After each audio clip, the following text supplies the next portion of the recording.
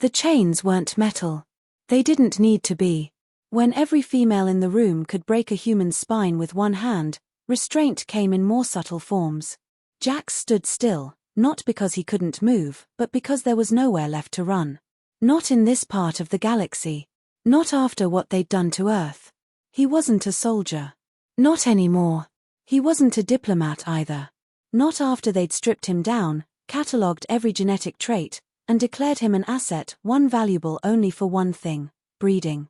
There were 4 of them now, watching him from behind a translucent barrier. Tall, perfect in symmetry, with violet-toned skin and golden irises that shimmered in the artificial light. The Ilari matriarchs. Rulers of the most powerful civilization in the quadrant.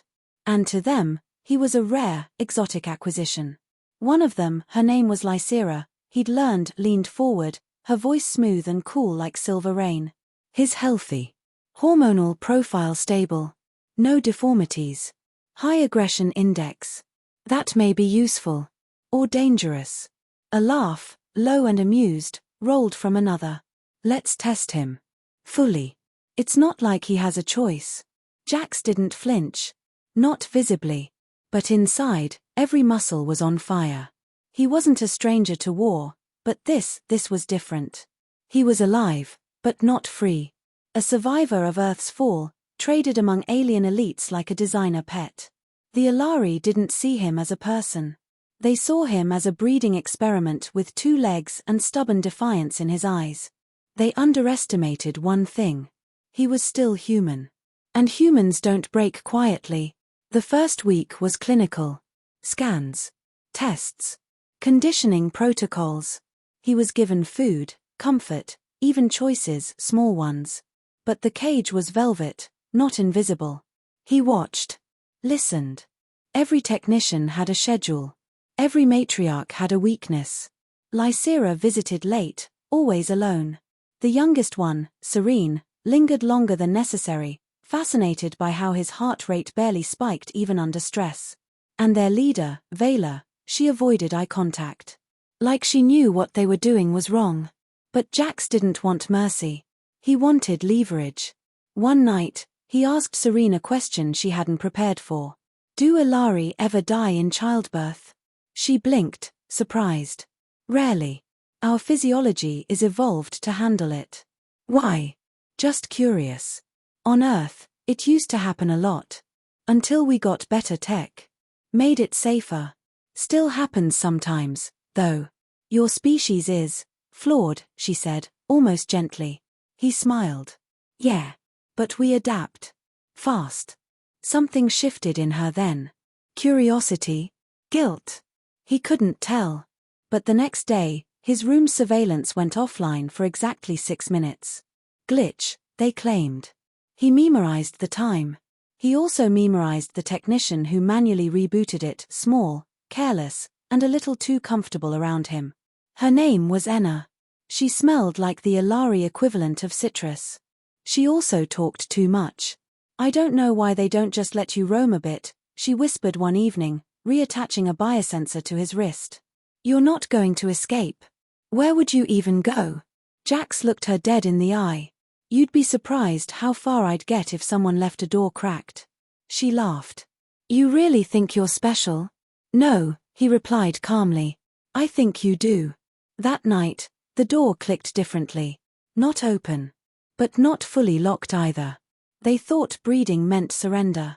Jax saw something else, a throne no one thought he could reach. The turning point came when Lysera decided he was ready. Whatever that meant in Ilari culture, it involved ceremony and ritual and an audience. He was cleaned, dressed, displayed. A satin collar at his throat, a symbol of status, supposedly, not ownership. But it felt like both. They brought in candidates. Elite Ilari females, genetically matched. Politicians, generals, scientists. All powerful. All sterile by design, except now, the Empire wanted hybrids. Something new. Something human. Jax played the role. Smiled. Flirted. Complied. Gave them just enough to think he was bending. But inside, he was mapping every power dynamic. Who bowed to who? Who hesitated when Lysera spoke? Who whispered when Serene entered? He noticed the looks between Vela and the old Chancellor. Not trust, paranoia. He saw everything. And then, during one of the compatibility ceremonies, he did something they hadn't predicted. He refused. Not violently. Just stood still. Looked Lysera in the eye and said one word, no. The silence was immediate. The guards didn't move. The matriarchs were too shocked. Consent had never been denied before, not by one of them. Lysera recovered first. You forget your place. No, he said, stepping forward. I'm remembering it. Serene took a step back. Not from fear. From uncertainty. The Chancellor stood. He needs to be disciplined. But Vela raised her hand. Wait. Her voice was low, steady. He's not wrong. We gave him agency in theory. He just used it. Isn't that what you wanted? It was a crack in the wall. Small. But cracks grow. That night, Serene returned. Alone. I shouldn't be here, she whispered. But you are, Jack said. She hesitated. Why didn't you run when the door was left open? Because I'm not trying to escape, he replied. I'm trying to win. She looked at him like she was seeing him for the first time. Then teach me, she said.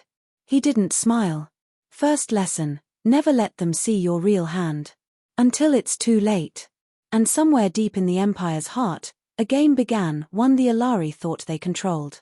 But they just handed the first move to a human bred for nothing, except rebellion. The next morning, the guards didn't look him in the eye. That told Jax two things. News of his defiance had spread, and no one knew what to do about it. The Empire had always controlled every variable.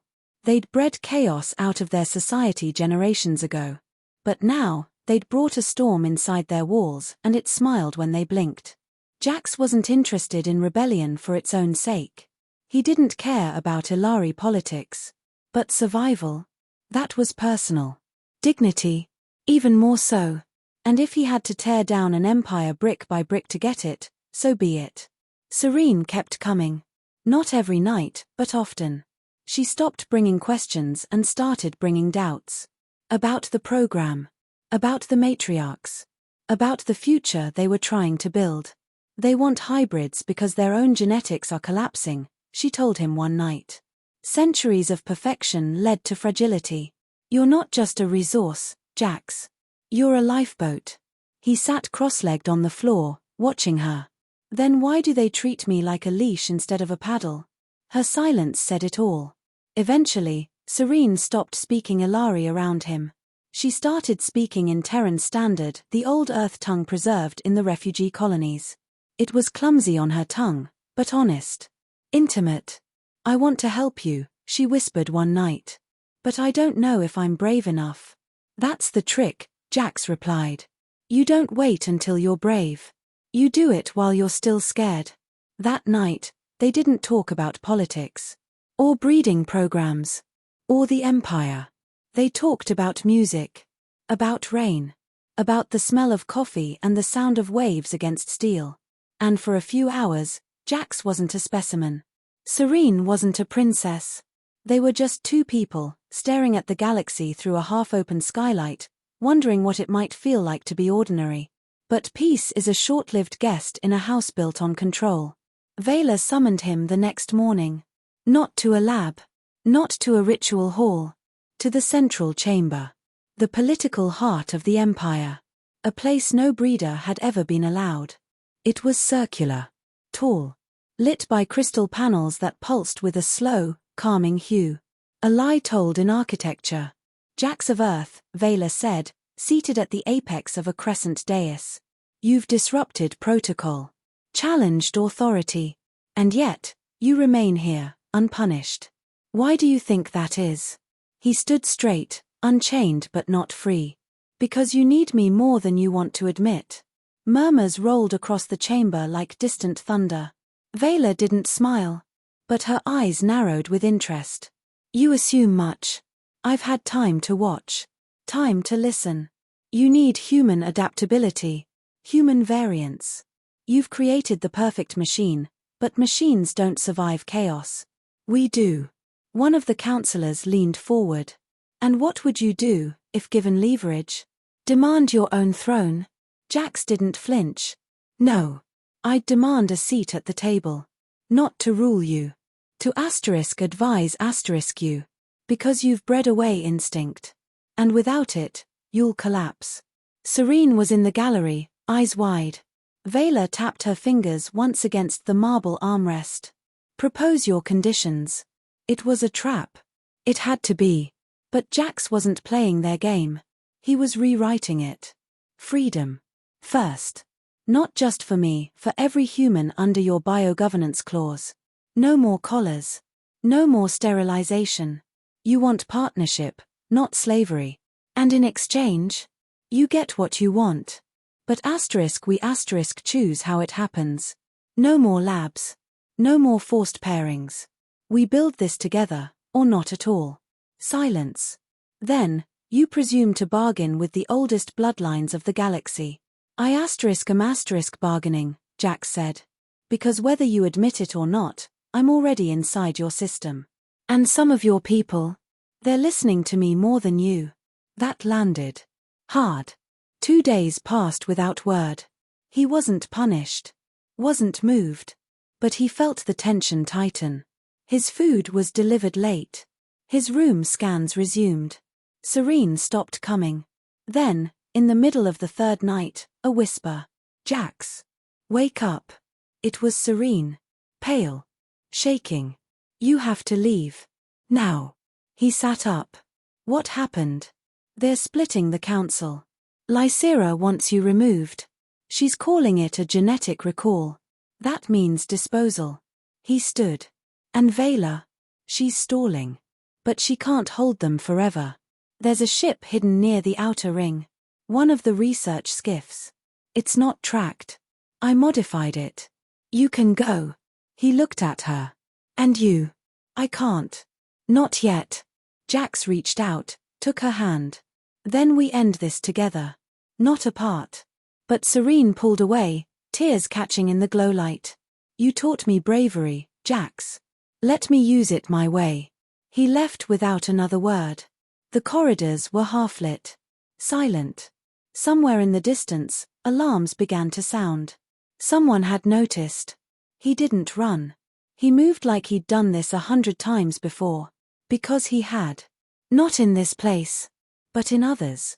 War-torn bunkers. Slaver outposts. Collapsing spaceports. Jax knew how to move through the heart of danger like it was just another hallway. He reached the skiff. Input the code. Door hissed open. Inside. Was Vela. Not guards. Not soldiers.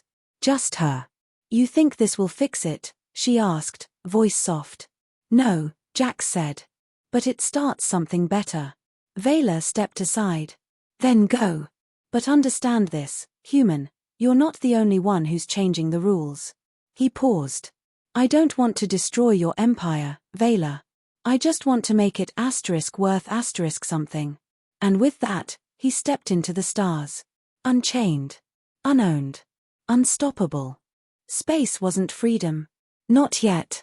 Jax had escaped the palace, yes, but the Empire had ships faster than his, networks deeper than he could reach, and centuries of surveillance tech. Running was a gamble. Staying hidden? A temporary solution. If he wanted true freedom not just for himself, but for every human still chained, he needed more than a ship. He needed allies. The outer systems were ungoverned, forgotten by most of the galactic core. But Jax had heard the whispers in back corridors, between the lines of Serene's cautious stories. There were others like him. Abductees. Smugglers. Runaways. Breeders who'd gone off-grid and stayed off. And some of them weren't just hiding. They were organizing. Jax followed the coordinates Serene had slipped into the skiff's navcore, a point beyond the nebular curtain of Virex 9, where scanners faltered and stars blinked out without warning. The kind of place where secrets lived. He arrived in silence, no welcome beacon, no docking instructions. Just a cold expanse and an asteroid ring so thick it looked like a collapsed cathedral. Then his comms lit up. Identify or vanish. He smiled. That was more like home. Name's Jax. Human. Former Ilari breeding stock. I'm not here to beg. I'm here to build. A pause. Then static broke into a voice, female, rough, distrustful. You were Ilari property? Not anymore. Then Doc. But one wrong move, and we space you. No questions. He docked. What waited inside was not a rebellion. It was a crucible. The humans here weren't hopeful. They weren't gentle.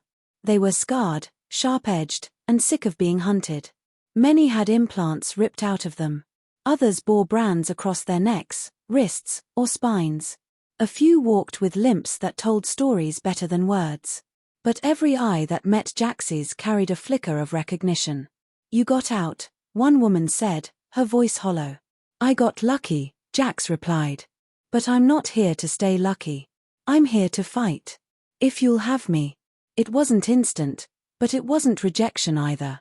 The leader, an older man named Drev, tested him with drills, interrogations, even sleep deprivation. Jax passed every one, not because he was the strongest, but because he never cracked. We need more than weapons, Jax told them on the third night. The Ilari run on control. Fear. Shame. But they also rely on *image. They parade us as trophies, symbols. What happens when their symbols turn against them? Drev narrowed his eyes. You want to make a spectacle? I want to make a point, Jax said. And I want them to feel it. And so the plan began. First, they leaked messages. Anonymous vids of Jax, collarless, standing tall in Ilari uniform rooms. Then came the broadcasts, brief, distorted clips of him walking through council chambers, speaking truths. One viral clip showed him saying, you can engineer a genome. But not a soul. It spread. Across mining colonies. Slave camps. Even the quieter rings of Ilari society. And then, Serene found him. She didn't arrive in an official shuttle. She came alone, in a stealth vessel, masked as debris. She looked thinner. Eyes shadowed with lack of sleep. Do you have any idea what you've done? She hissed the moment they were alone. Yes, Jax said. I finally spoke where they could hear. They're calling you a virus, she said. A mutation in the order. There's even talk of terminating every human breeder left in the program. His jaw tightened. Then help me stop them. I already have, she whispered, and passed him a crystal chip. Data. Locations. Names. And most importantly, weaknesses. The chip contained the truth behind the Empire's reproductive crisis. The genetic decay. The covered-up birthing failures. The illegal hybrid trials conducted in the outer moons, ones that violated even Ilari law. Jax stared at it. This is enough to burn their entire system. Serene didn't blink. So light the match. And he did. In 48 hours, every secret on that chip hit the networks. Leaked into trade hubs, smuggled into elite schools, transmitted during diplomatic conferences. Every lie the Ilari told themselves collapsed under the weight of truth. And it wasn't just humans who paid attention. Half-bloods. Subcastes.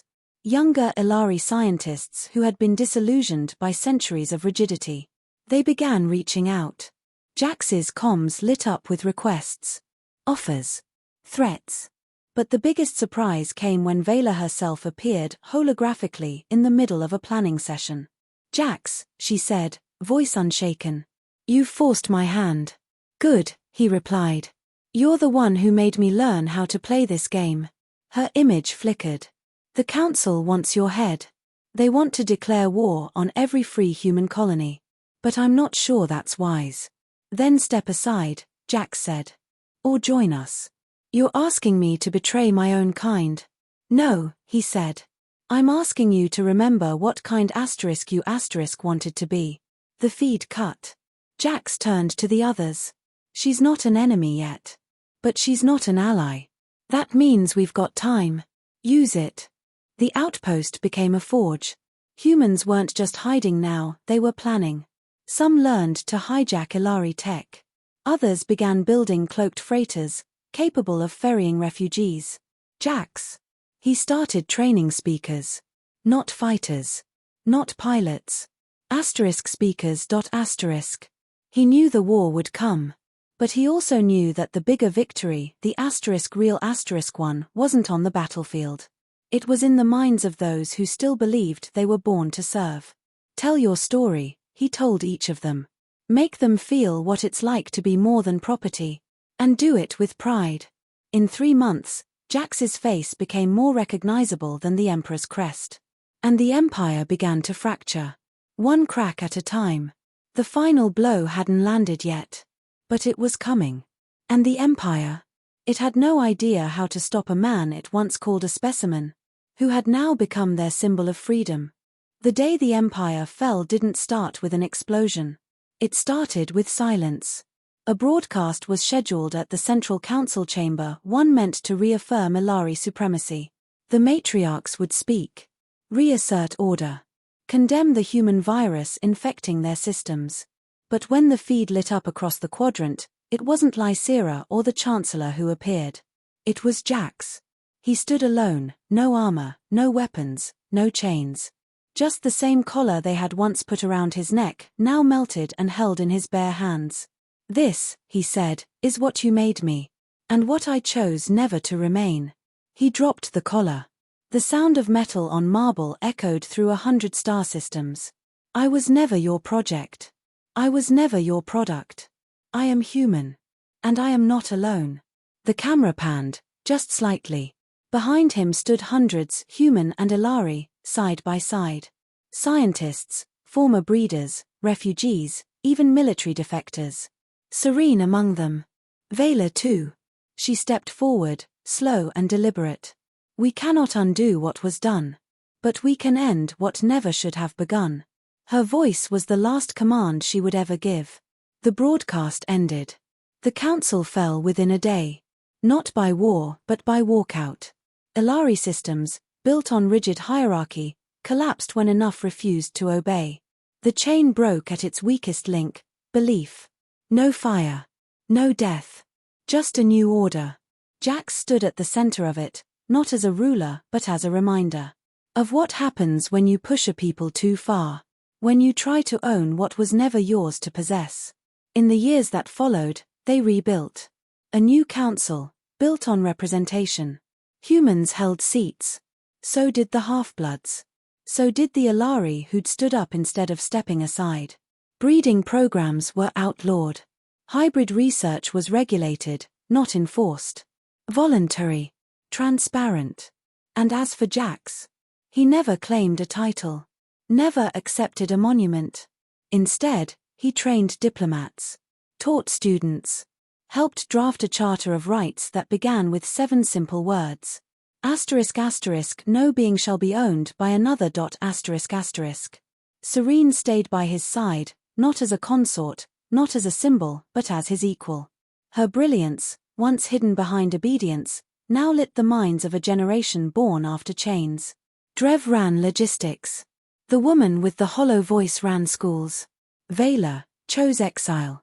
She said she would earn her place back not through speeches, but through silence and service. And the Empire? It became something else. A union. Still flawed. Still learning. But free. One night, under the glow of a fractured moon, a young Ilari girl approached Jax and asked, "Is it true you were a breeder?" He paused. Then smiled. "I was called that, once. Were you scared? Terrified? But you didn't give up." "No," he said. "Because the moment you give up, they win." She nodded. "My mother says you taught us to be brave." He looked out at the stars, their cold light softer than before. "Not brave," he said. "Just human." The moral of the story settled not in thunder, but in whisper. True strength isn't domination, it's the refusal to accept injustice as your place. And from that refusal, a galaxy was reborn. Not with power, but with purpose.